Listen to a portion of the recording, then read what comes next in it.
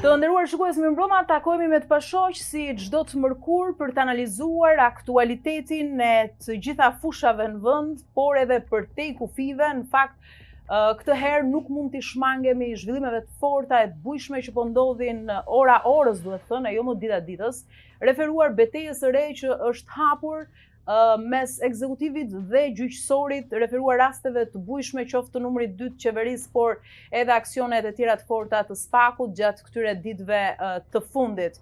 Nga ana tjetër kemi tashmë një kryetar të ri të SPAK-ut, i cili është zgjedhur pak ditë më parë për të analizuar, po ashtu edhe vendime e lëvizje edhe në rrogoz të bujshme që vijnë nga përtej oqeanit, referuar dhe me fatin që ndërlidhet pashmangshëm me zhvillimet në kontinentin evropian dhe Rusinë në sfond. Për të analizuar për të gjitha këto në mënyrë shtëruese, kam njeriun e duhur. Ilir Kulla, ekspert sigurie, mirëmbrëma, mirë se erdhët. E nisim nga lëvizjet e fundit të drejtësisë të SPAK-ut, qoftë me aksionet, por edhe me kërkesën e fundit për heqjen e imunitetit drejtuar Kuvendit të Shqipërisë, reagimin e fortë kryeministrit Rama për të mos e lëshuar këtë herë, sepse siç thot ai nuk është si rastet e tjera. Nga ana tjetër, pak ditë më parë Rama na ka kujtuar edhe një episod që ka ndodhur me agjentët e Byros Kombëtare të Hetimit në përplasje, siç tha ai, me gardën tek kryeministria, etj. etj.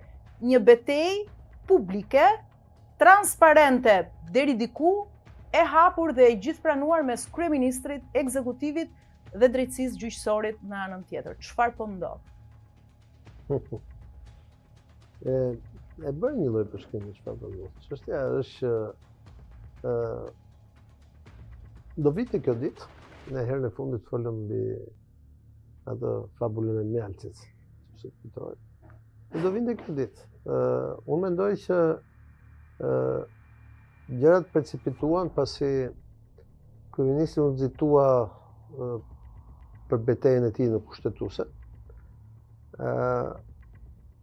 Dhe mendoj që do kishte qenë më e mençur nga ana e tij, nëse ai do ishte treguar më racional, duke lënë për pak kohë të konsumonte pastaj edhe apelin edhe gjykatën e lartë ose do duhej me prokurorinë për sa i përket masës që u dha ndaj zonjës Ballukut, pra pezullimit. Po e fitoi te kushtetuesi ai për momentin. Nuk ka fituar, ai thjesht shtyu problemin dhe me atë gjë që bëri, hapi një kapitull tjetër që erdhi me kërkesën e prokurorisë posaçme për heqjen e imunitetit.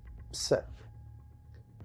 Sepse mënyra se si këta e kanë përshkruar gjithë gjën dhe ajo gjë që kanë bërë më përpara, dhe në rastin konkret unë citoj historinë e 2 njerëzve me imunitet të cilët kanë pasur dhe kanë probleme me prokurorinë e posaçme dhe gjykatën e posaçme.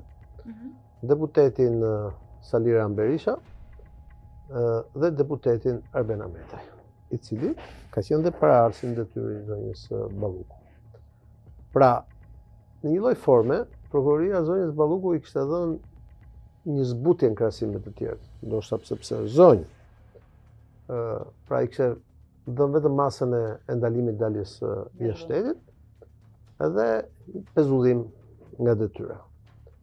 Ndërkohë që në rastin e zotit Ahmetaj kërkoi arrestin direkt në parlament dhe ju hoqi atëherë, nëse kujtohet, imuniteti, gjë që e bëri Ahmetaj të largohet. Dhe në rastin e zotit Berisha gjithashtu u hoqi imuniteti, pasi zoti Berisha nuk pranoi të zbatonte atë kërkesën e parë të prokurorisë posaçme. Edhe në të dyja këto raste, parlamenti ka hapur rrugën procedimit të njerëzve me imunitet. Pra, pas veprimit që bëri qeveria, duke marrë një armë në dorë të fortë kushtetuese dhe duke bërë një betejë kushtetuese e cila do të shihet deri në datën 22 janar, por nga këtu deri 22 janar ka akoma shumë kohë, është më shumë se një muaj. Kjo gjë e çoi prokurorinë e posaçme të marrit po të njëjtin hap që kishte marrë për 2 subjektet kushtetues deputet të mëparshëm. Deputetin e opozitës që është dhe kryetari i opozitës Salir Berisha dhe ish deputetin e Partisë Socialiste që një herë ka qenë ministër dhe zonës kryeministër zotin Arben Ahmetaj. Kështu që unë mendoj nëse kryeministri do të ishte treguar më racional në kundër përgjigjen e tij dhe jo ashtu emocional duke e bërë betejën publike, ndoshta nuk do të ishim sot në këtë pikë. Do kishim zhvillime tjera siç kemi parë, për shembull çështjen e Akshit apo dhe çështje tjera të cilat përfliten aktor dhe faktor pranë majorancës. Por sigurisht që nuk do të ishim përballë kësaj përplasje të fortë, e cila ditën e premte do të na tregojë se në radhë parë me atë komisionin mandateve, e më tej me votim seancë, ku duket qartë që sjellja e kësaj majorancë do të shkojë me një dorëheqje nga ekzekutivi të zonjës Balluku, edhe me një mbrojtje imunitare si deputete. Dhe në pritje pastaj të betejës kushtetuese me datën 22 janar. Kështu që nga pikpamja politike ne kemi atë që ju me drejt thatë një përballje kokë në kokë të majorancës me pushtetin e drejtësisë. Dhe nga pikpamja juridike kemi një betejë të hapur, të gjatë, ku faktori tashmë nuk është vetëm zonja Balluku e cila ka një betejë personale bashkë me ata të hetuarit e tjerë apo të akuzuarit e tjerë, por është edhe qeveria e cila ka filluar një betejë juridike në kushtetuese me sistemin e drejtësisë. Kush e fiton këtë betejë? Është ende e herët për të folur, po një gjë është e qartë që gracka në të cilën faktori ndërkombëtar ka futur qeverisë në Shqipëri është një fushë e minuar. Pra, suksesi i qeverisë që është hapja e gjithë kapitujve, është edhe kërcënimi i gjithë qeverisë, sepse në gjysmën e kapitujve flitet pikërisht për sistemin e drejtësisë.